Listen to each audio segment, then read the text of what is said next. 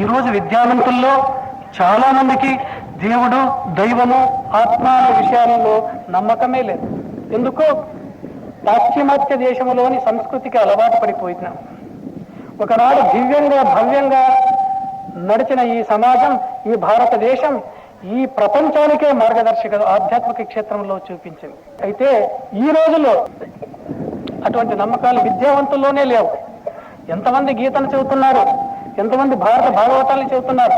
ఈ రోజు క్వశ్చన్ వేస్తారా, నడిచిందా రామరావణ యుద్ధం? నడిచిందే? రామాయణం జరిగిందా? ఎవడో రాసినాడు.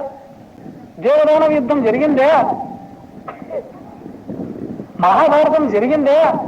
విద్యావంతుల్లో లేనిపోని అపోహలు, అనుమానాలు, స్థూలమైనటువంటి భావాన్ని ఇచ్చి సూక్ష్మమైనటువంటి భావాన్ని తీసుకోవాలి.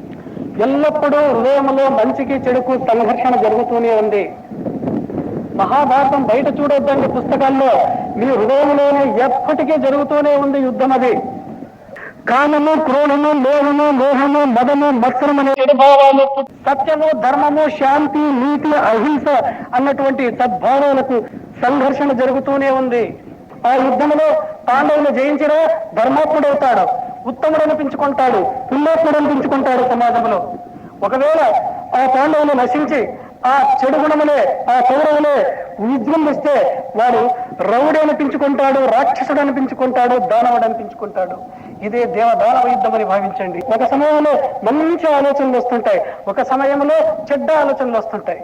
ఆ మంచి చెడు సంఘర్షణ హృదయంలో జరుగుతూనే ఉంటుంది. దాన్ని అరిగట్టే మనస్సు కావాలి, మనస్సును అరిగట్టాలి.